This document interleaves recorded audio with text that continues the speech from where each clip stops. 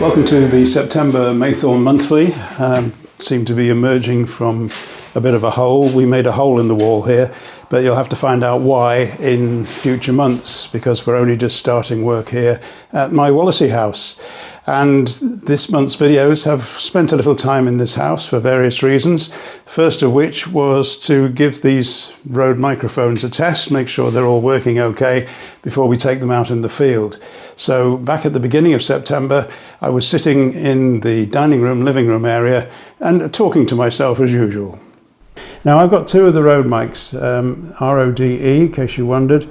This one is for the left channel audio. I'm going to switch over to the audio on the other camera in a minute. And this one is for the right channel. Now, normally I have a microphone on me. You can probably see one on my shirt pocket, which is mono. So who needs more than mono with just me speaking? So these two microphones are stereo. Can we switch over to those now, please? I think we're on the other camera now, but I was having some difficulty getting the settings right. Kept going into slow motion and all sorts of things. I think we're now going 4K at full speed, hopefully. So the microphones, these two Rode microphones, should be received by the receiver on this camera in stereo. And of course my voice isn't stereo, but if I go closer to the one for the left channel, you should hear me coming out more from the left-hand side of your speaker system. And if I go near the one for the right channel, you should hear me more from that side, even though I'm still in the center of your screen. So there we are, that's a bit of fun. We'll make some use of this, I'm sure, by recording things that are stereo, trains and boats and probably not planes, mainly buses. And we are now going to move on into Liverpool.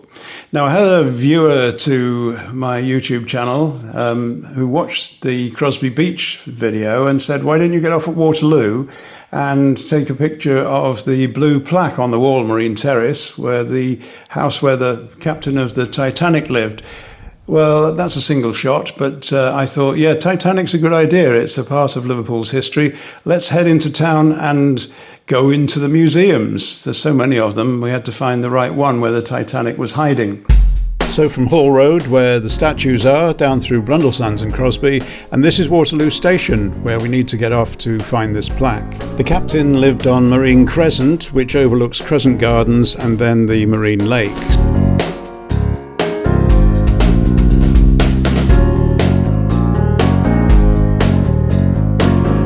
The Crosby Coastal Park is much bigger than the Crescent Gardens themselves and has a vast expanse of sandhills and grass and lake.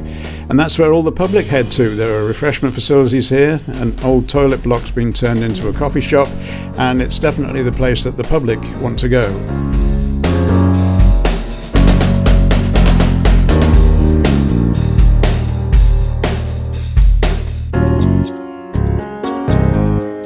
Crescent Gardens is still a pretty attractive place to walk through, but it's now been taken over by young teenagers who appear to be doing drugs. And I know this because they offered me some. No thank you. That's our brief visit to Waterloo. We then get back on the train and head into the city. And on the way we pass the new Everton ground that's being built in the docks. You don't get such a good view from the train because of all the trees, but we may take another look at that from a different angle later on.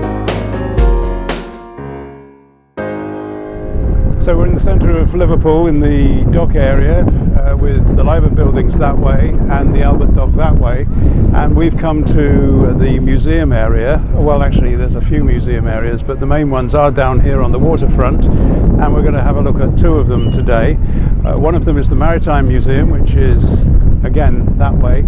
But first of all, what is this? Everything else has got a sign on it. I do not know what it is. It's made of rope and it just stands there.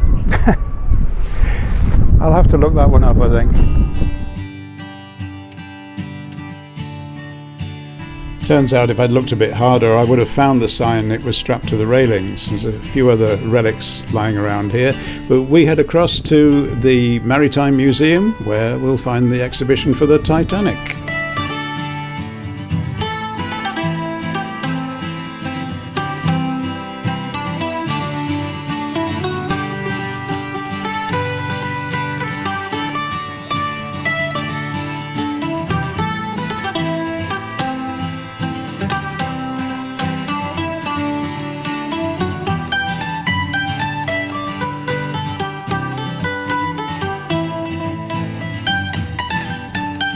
That's just a brief look around the Maritime Museum with a specific look at the Titanic, but we're going to move on now, and the view out the window shows us that we're not very far from the Museum of Liverpool, that strangely shaped building over there, and with the library buildings in the background. I've used the museum's own picture on the wall to show you where we're going.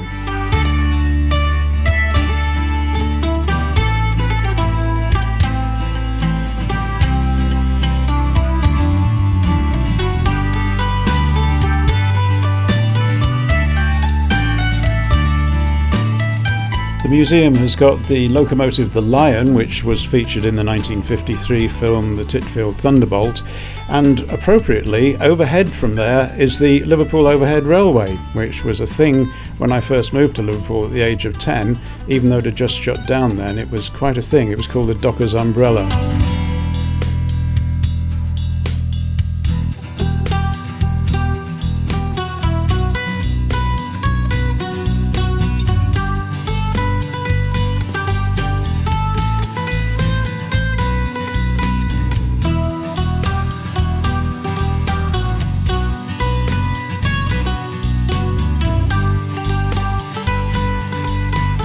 I did a feature on the Liverpool Overhead Railway a few years ago, but I didn't mention, because I didn't know at the time, that the railway had the first electric automatic signalling system ever used on a railway.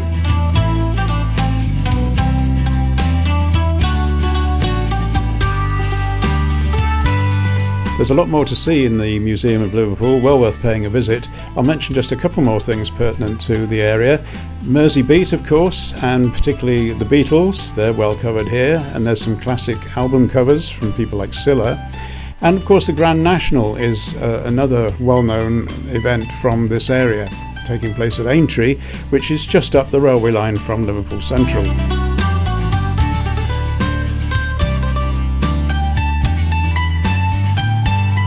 There are some good views out from this museum too, across the river and down onto the docks below. Well, let's have a quick look round at ground level before we head back across to the Wirral.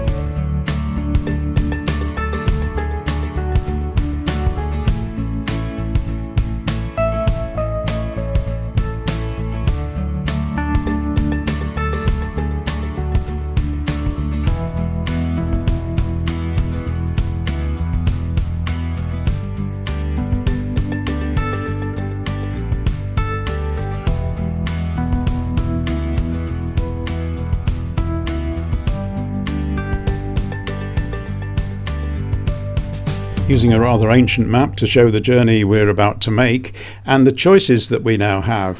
First, let me show you that we are starting to get some new trains over on the Wirral. This is the West Kirkby line. I use this line to get down to Leasowe and catch a bus home from there.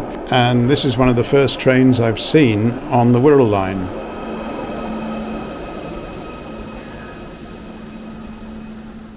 However, today we decided to use the Mersey ferries, the famous ferry across the Mersey, because from the river we get another view of the new Everton football ground being built.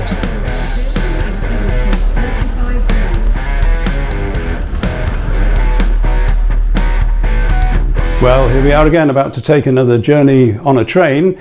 I'm at my house in Wallasey again, and what's happened here is this is one of our rooms and I'm standing inside it because it's just been vacated. The tenant in here was a French girl, and she's lived in here since 2016 and in Britain for 16 years. She's gone back to France. She was the one who had ferrets in the back garden, and she got a hire van, and one day we came here and she was loading the ferrets and a small hutch into the back of this van ready to drive off. She did come back and give me the keys at a later date, but we didn't know she was going to go off early and do that. Anyway, she's gone now, and we normally give the rooms a quick once over, but to be fair, considering how long she's been here, she's left the room in a very good condition. Anyway, I'm here to show you this week's videos, and we start off in Chester Station. Now, I said a few weeks ago that I wasn't going to film in Chester Station because of the noise, so we picked a time when there wasn't any noise. It was a Sunday, to get you these pictures. You can see there is work going on in the station. It's getting its 175th birthday do-up, And I thought you might be interested to see a comparison with some old pictures. I showed you one last time of the outside of the station around 1900. If you compare that with a picture we've just taken the last weekend, then you'll see that it's come on quite a lot, but not as much as you might think. No tram lines now, buses go past here and taxis queue outside, but not a lot's changed. Whereas inside the station, a lot has changed. We have a picture of the area near the footbridge, and the only reason I knew that's where it was because the footbridge is the only thing you can recognise. Everything else in the old picture has changed. The footbridge is still there, but they built a brick-built shaft for a lift. So there are now lifts right there. Have a look at the latest pictures, you can see where they put it. So quite a lot of change going on at Chester Station, and the work is still not complete, so we'll have more to show you when that happens. So we got a train from Chester to Telford, and it's run by our favourite Transport for Wales, who managed to run trains in the hottest of weather, as we've been having lately, and not have any air conditioning. They've got very small opening windows, I think 2 per carriage, and lots of flies come in, and I was actually picking them out of my hair at times. Anyway, let's get to Telford and have a look round there. The price of a train ticket from Chester to Telford is about a £5 if you've got a rail card, so it's a tenner return, and we stayed overnight in a travel lodge, and that was 30 quid, so a very cheap little stopover with a great place to explore. Now, the travel lodge itself, we were on the 4th floor, had fantastic views, and it's difficult to try and get those for you because the windows don't open properly and things like that. We could see, but a camera wouldn't have much luck. So the best way to appreciate the sort of views that the Travelodge has is to look at the views of all around the park area in the town centre. Because you keep seeing the Travelodge, it's sort of prominent by the South Water and even across the park. And when we were taking aerial pictures from way over a bit further away, you could still see the Travelodge in the distance. So if you can see the Travelodge can see everywhere. It was really good. So if you fly over the park area, it's called the town park because it is part of the town centre, and if you fly over it, it looks like a lot of trees and a few lakes, although they call them pools and they all have names. But there are lots of paths through the trees, and of course that keeps you cool if you're hidden from the sun. And as we fly over the top, you can see a path we took down towards the exotic zoo. You turn left into a pay and display car park, which of course we didn't need because we were on foot. And then there is the entrance to 2 attractions in the park. One of them is Wonderland, didn't quite seem my cup of tea, and the other one is a small exotic zoo. Now that was really worth a look. If you look at the aerial pictures here, you can see the tops of the exhibits. Well, you can't really tell what's going on from those, so let's land on the ground and go and have a look around the zoo.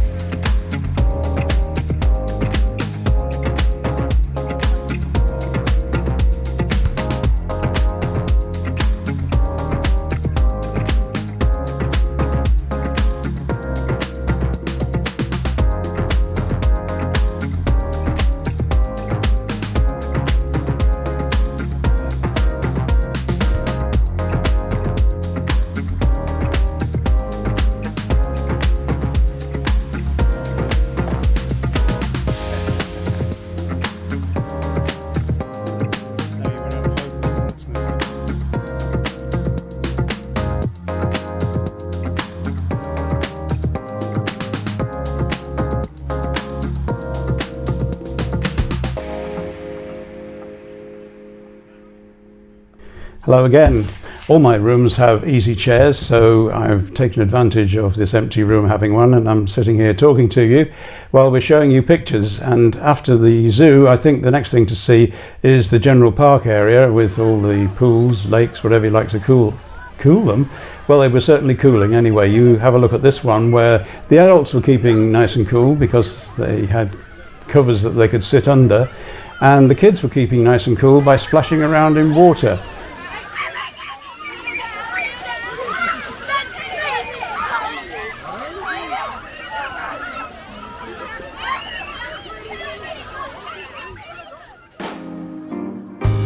The thing that attracted me back to Telford was that it's a huge place, very well planned out, so that everything is within 5 or 10 minutes walk.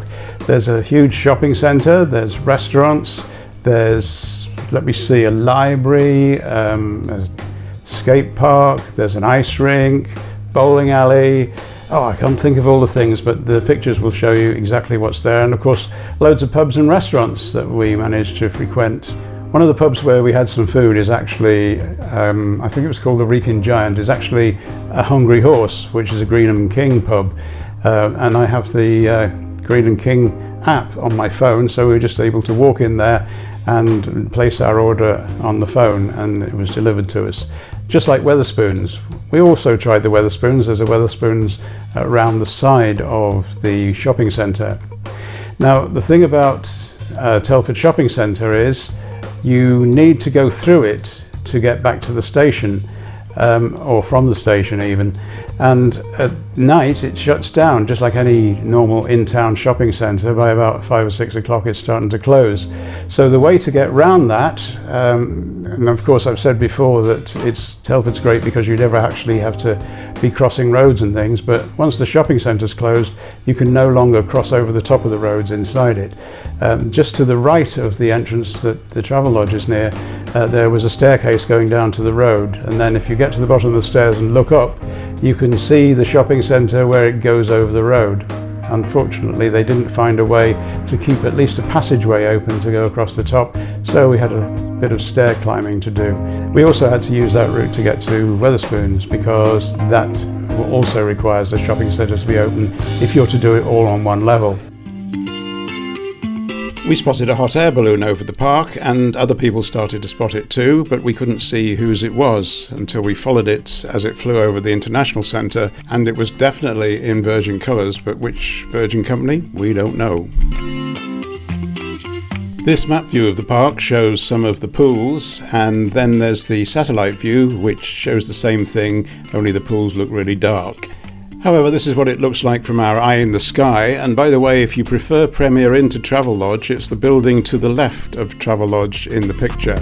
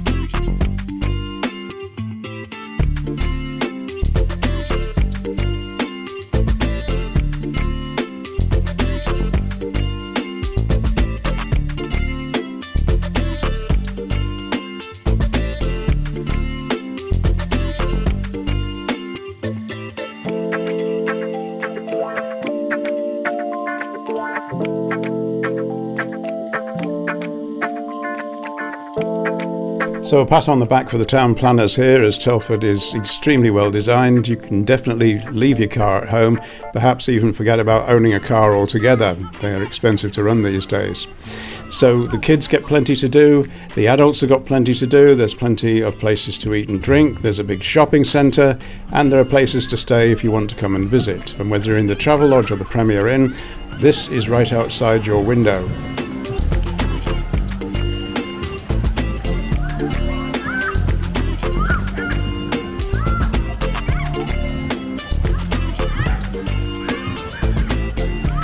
One final look at the child soaking area, as I intend to call it now.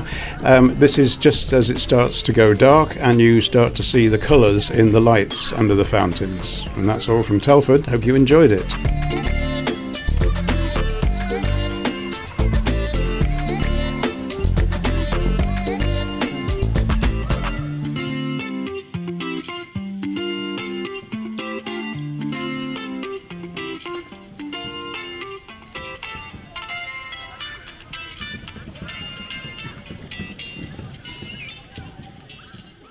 The last mile normally describes the local part of a longer journey. In the parcels network, it's from the warehouse or the hub to your premises. But when it comes to getting to the rail network, we mostly need to walk, cycle, get a bus or drive to the nearest station. And we go from Arrow Park, where we get a bus, and buses in this direction go towards Wallasey and Leasowe, New Brighton, West Kirkby, and we're going to Leasowe station today, where the bus will drop us right by the level crossing, and on the platform there's a great big poster that says the new trains are coming.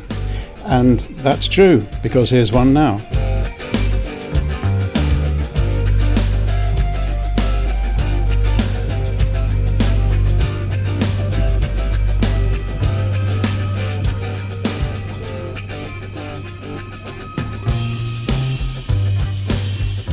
Our train takes us on the Wirral line across the river into Liverpool Central, and from there we get a train on the Northern line out to Ormskirk, and later we're going to Kirkby. I do like to film with a nice background, but I also try not to look too silly, but I'm testing the stereo mics, so I can imagine what your comments will be when you see this, but I'd rather you were listening to see what it sounded like.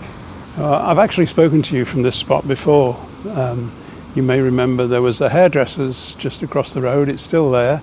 It's closed. It was last time. It's called Brian's, and if I'm going to get my hair cut anywhere, I thought maybe it should be here.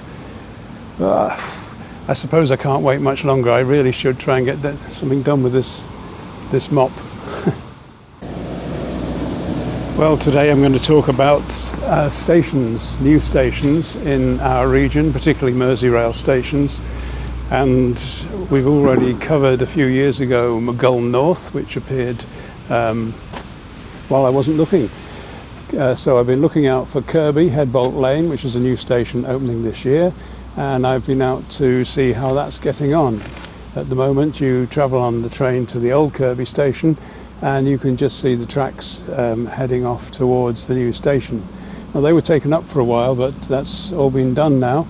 And what's going to happen is there's going to be no electrification at Kirkby going forward to Headbolt Lane, and the trains are going to switch over to battery power. And we've got the batteries charged up in our drone as we fly along the route between the old Kirkby station and the new Kirkby station at Headbolt Lane.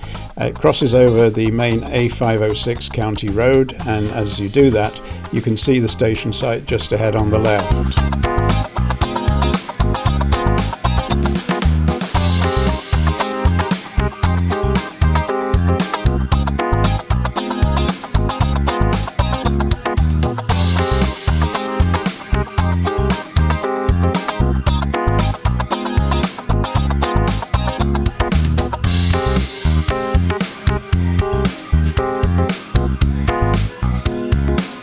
If we go back to the CGI, which I showed you about 18 months ago, you will see there's no through tracks from the Merseyrail lines coming in to the Northern Rail lines going out the other side towards Wigan. I can't verify the details on that, but if we, again referring to the CGI, look at the aerial view and compare it with my own aerial views, you can see there's still quite a bit to do, but they have actually got a long way, and they reckon they're still on target to get this station open this year. Neither of the Kirkby stations are anywhere near the town centre, so they're obviously designed to cater for the housing estates, as it passes through quite a few different estates and across Millbrook Millennium Green.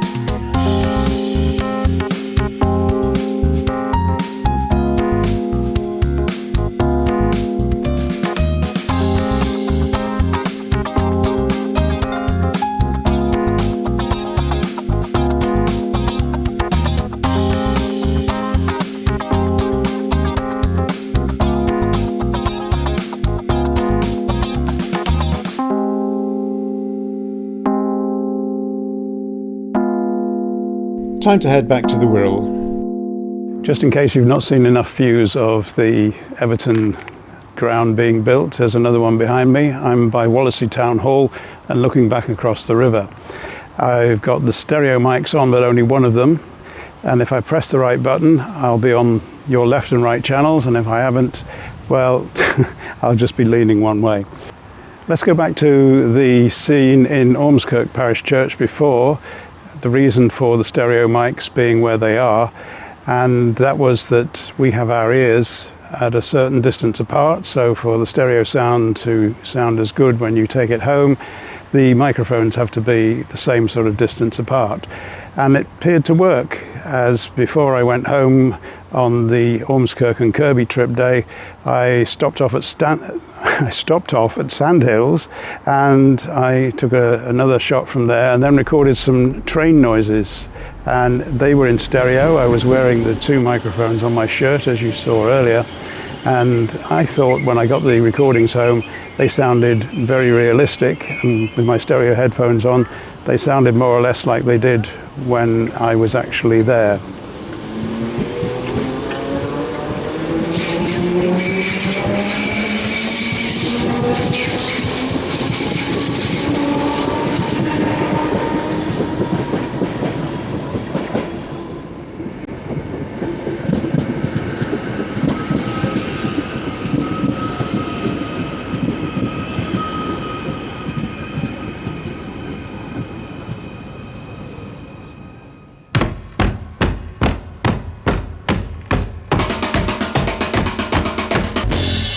We spent a significant amount of time in the spring and summer of this year in Bulgaria, but we did come back in between, although you wouldn't think so because I haven't shown you much of it on video. So here's a bit now.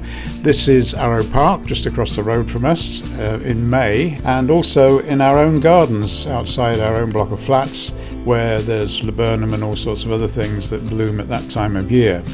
I'd like to take you back even further, and this is Vale Park in Wallasey, down by the River Mersey, and in February I was there filming the long shadows that you get at that time of year, and this was at a time when I'd noticed that people who take film and photos on their phone seem to get very bright and sometimes overexposed pictures. So I decided to see what my phone was like at doing this. As you can see from this, the phone and the camera were right alongside each other, and it was a winter's day, and yet the phone managed to bleach out the whole picture and make it look like summer. Let's take the view that neither of these are perfect. Here I've taken down the exposure levels on the footage from the phone to see if it looks more like winter than summer. And here I've increased the exposure a bit from my camera to see if I can make it look less dark. Compare the two alongside, I don't think either of them are right, but I have to say I prefer my camera. Fast forward now to September. This is a family party that took place a few weeks ago, and we had a look at their new kitchen, and this is the fridge freezer, and it's got Bixby. It's able to run a lot of the Android apps, and it's also able to see inside the fridge, to work out what you're short of, to create shopping lists, and to give you menus. Earlier this month I took a bus to Leasow station to get a train, and I used the bus stop which heads towards places like New Brighton and Wallasey. This is the stop going the other way, and as you can see there's buses every few minutes and they go to Liverpool and Birkenhead and places in South Wirral, and this time I'm heading into Birkenhead on the bus destined for Woodside. Woodside is the ferry terminal for the ferry across the Mersey. A couple of years back they chopped off part of the Grange Precinct shopping centre in Birkenhead, and it's been all behind hoardings for the last few years, so you couldn't tell what was going on. The number of shops closed down, including Wilko, of course, which had quite a big shop here, and this was also once a Wetherspoons until about a year ago. Birkenhead Market used to be one of the best in the region, if not in the country. It was a fantastic market and I started going there in the 80s, but now there's nothing much left of it, just a few little stalls around the edges of it. But as you head more into the core of Birkenhead Market, there's just nothing there anymore, and this is a great shame because I gather there's no plans for a new market hall for some years to come.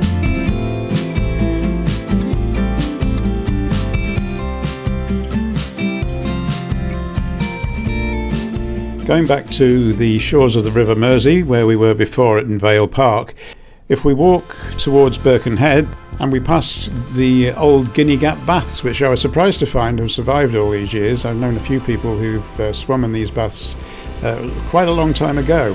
And this is right by Wallasey Town Hall, which also seems to not be doing very much these days, and it looks pretty dead there. The reason I spend so much time in Wallasey is because I have a house there which I used to live in myself until the early 90s, and then I started to rent it out. And these days I rent it by the room because it's the only way you can make any money with mortgage rates being so high. And we've been working very slowly over the last 12 months to refurbish and upgrade one of our rooms to ensuite. People can no longer afford to live in self-contained flats with all the facilities, so the best thing you can do is give them a room with as many facilities as you can cram into it. The room got finished during September and we ran an advert online and we now have a tenant. Over the next few months I'll try and get together all the video that I've been taking of the development of the room and show you how we put it all together. If you follow my videos regularly, you're probably aware that friends of mine are leaving the country, so are my mentors, people going to live in Bulgaria, Portugal. And my tenant at the house in Wallasey, who kept ferrets in the back garden, has gone back to France. She took them in a hire van and off she went. She had two hutches, a large one and a small one. She couldn't fit this large one in the van, so somebody else is having that, and they're going to start keeping ferrets in the near future. The difference is, apparently the young lady is going to keep them in the house. Here's some footage that I took last year of an old Crosville bus that's been restored and according to the indicator is on its way to Chester. Well, Crosville was replaced by Stagecoach, and Stagecoach's livery was changed in 2020 to look like this, but you'll notice a slightly different livery on the bus behind, and that's because it's used the Crosville colours, and they've done this as a tribute to the relationship they had, which is based around the depot at Rock Ferry on the Wirral. And that's it. I'm going to bus out of here. I'll see you next time.